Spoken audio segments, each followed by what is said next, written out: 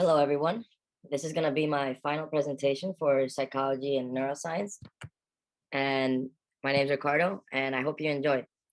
Well, let's get started with the required prompt, which is discussing monism and dualism and whether we can believe in it or not, or believe in both. So, the most popular form of monism is physicalism, which entails that there are only physical things in this world and no sentient beings or souls exist. Although there is natural monism, which believes that there is only one kind of substance but no claims on its nature. This contrasts free will, since if you believe that there is a being controlling thoughts on the mind and making decisions, you must believe that the brain has something else controlling it, and not you yourself. In my opinion, I believe in monism and existential and physicalism, um, but I also believe in free will. I do not believe that there is another being controlling our free will. I believe that free will is fabricated and we manifest it ourselves when we want the control of the situation. We are mostly driven by our instincts and the physical laws of nature, which is why I believe that our bodies are usually driven to the instinctual type of what it needs, and the mind, it doesn't really need to support that, other than the body is already just asking for it. I do believe that you can believe in free will monism, even though they kind of contradict each other.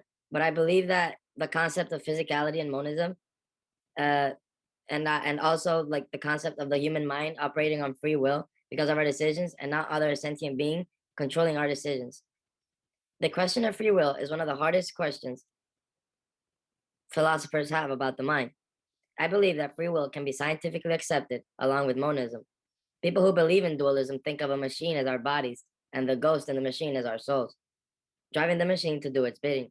However, experimental results actually came to a conclusion that the machine acts first rather than the ghost, but the ghost, or our free will, has the power to override the machine and make a decision based on rationale and thought. Basically, this analogy of the mind being the ghost and the body being the the machine basically entails that the ghost can take the reins of the machine, but the machine can act on its own and it doesn't and will react to anything. But even though that could happen, the ghost or our mind will take the reins. Even though our bodies tend to react first and think, our minds will always be okay, let's think first. What should we do? I believe that is the main answer to the concept of duality and dualism, and duality and monism. Sorry.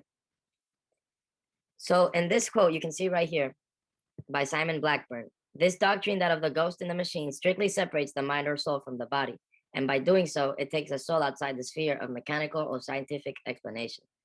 It splits the world of the mind from the world of science. It is often opposed to protect our cherished free will. This is why the concept of free will is such a debatable topic, because some people cherish it as the soul and all that. But for me personally, it is really just the mind, and the mind taking over your body and your thoughts and what you want to do. Well, whatever this force of nature is, it is completely unknown to us as human beings. So now we will be talking about the second prompt, which is biases and stereotypes.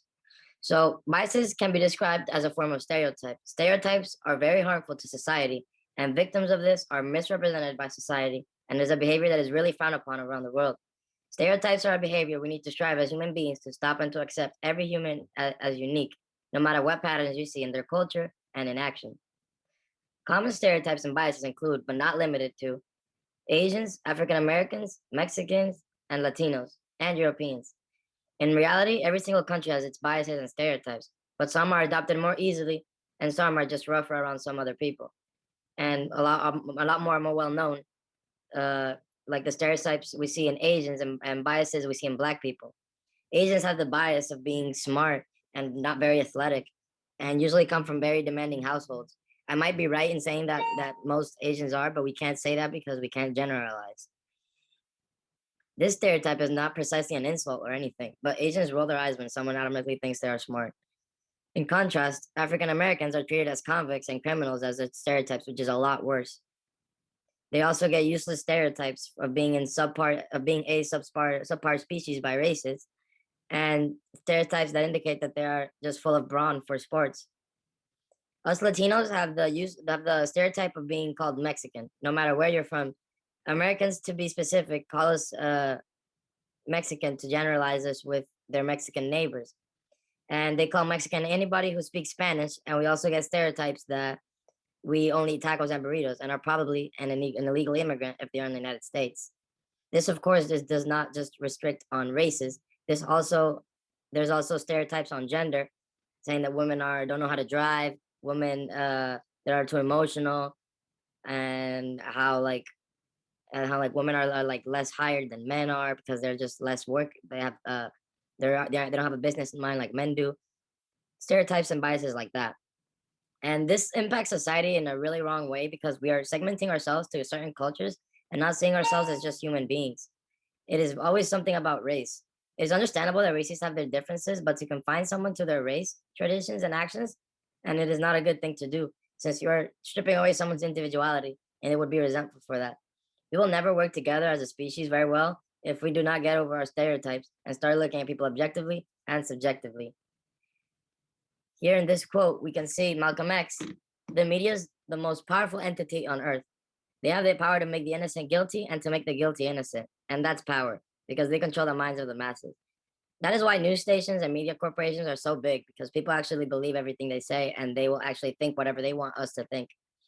And because of these media, basically the media and the news are the reason why many people and get viewed as the many races. I'm sorry, like Asians and Black people really specifically have been affected a lot by the media in the way the news represents them and reports about them, and that is why many people actually resort to biases and stereotypes when actually interacting with other people of other races. So that was my presentation. I hope you guys enjoyed it. I hope the professor enjoys it. And this was my final presentation for psychology and neuroscience.